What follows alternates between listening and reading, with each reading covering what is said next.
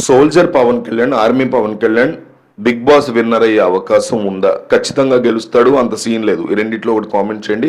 ఇది ఒక పెద్ద సర్వే నడుస్తుంది బిగ్ బాస్కి సంబంధించి, అక్కడ వరకు వెళ్తాయి మీరు ఇచ్చే కామెంట్స్. సో మిస్ అవ్వకుండా కంపల్సరీగా అయితే కామెంట్ చేయండి. ఇప్పుడు ఉన్న సిచ్యువేషన్లో ఆర్మీ పవన్ కళ్యాణ్ గురించి రకరకాల వ్యాఖ్యలు అయితే రీసెంట్గా వాళ్ళ నాన్నగారు బయట ఒక ఇంటర్వ్యూ ఇచ్చారు అతనికి సంబంధించి. అది బాగా వైరల్ అవుతుంది. అయితే హౌస్లో అబ్జర్వ్ చేస్తే మనోడిని ఫస్ట్లో నేనైతే పర్సనల్గా చాలా స్ట్రాంగ్ కంటెస్టెంట్ అని నమ్మా.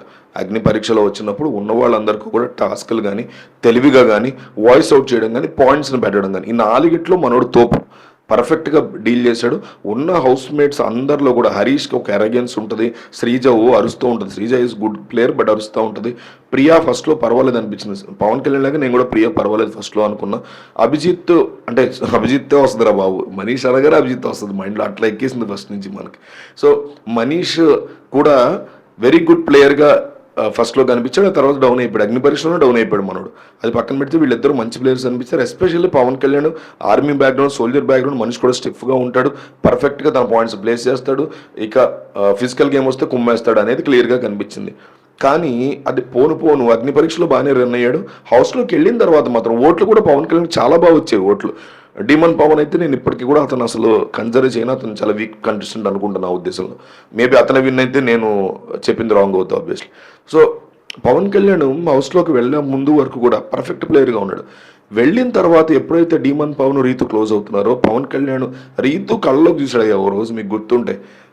దాని తర్వాత మనోడు ప్లే అంతా మారిపోయింది హౌస్లో అనిపించింది. చాలా వీకెస్ట్ కంటెస్టెంట్గా ఈరోజు మారిపోయాడు.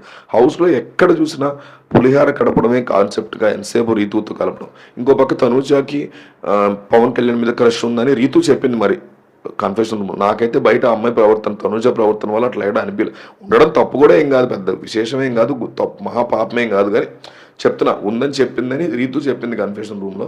బట్ స్టిల్ అతను కూడా అమ్మాయి వైపు, తనుజ వైపు అంత ఇదిగా ఉన్నట్టు కూడా ఎక్కడ కనిపించాడు. సో ఇది సినారియో.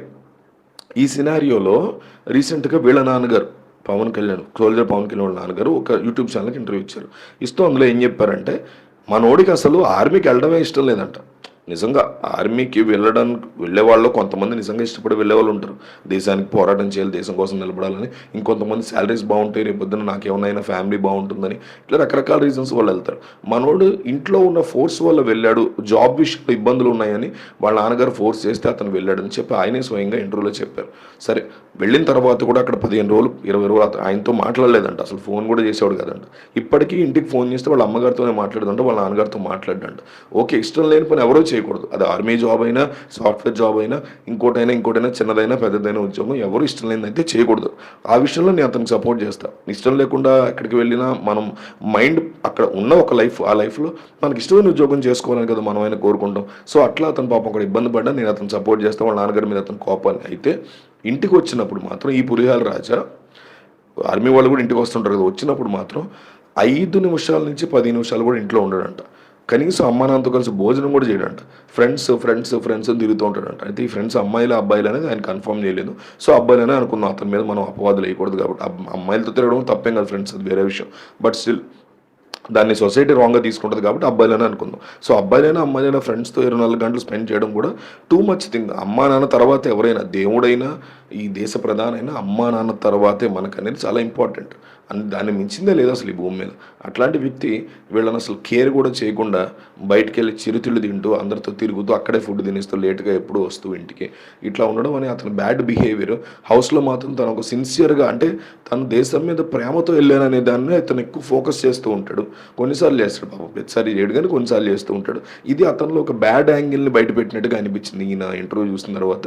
కొన్ని మంచి విషయాలు కూడా చెప్పారు. చిన్నప్పుడు బాగా చదువుకునేవాడని, అందరికీ తల్లో 4 ఉంటాడు ఫ్యామిలీలోని. ఇవి కూడా కొన్ని విమర్శలో అయినా 2 సైడ్స్ ఉంటాయి కాబట్టి. ఇంటికి వచ్చినప్పుడు రాక ఆర్మీ నుంచి ఇంటికి వచ్చిన వాళ్ళు, మా ఇంటి దగ్గరే ఒక అతను ఉంటాడు ఆర్మీ నుంచి.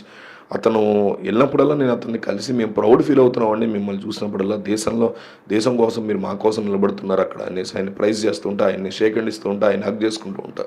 సో అట్లా రాక వచ్చిన ఆయన ఎక్కువ తన భార్య, మ్యారీడ్ అతను, తన భార్యతో పాపతో అమ్మ నాన్నతోనే స్పెండ్ చేస్తూ ఉంటాడు.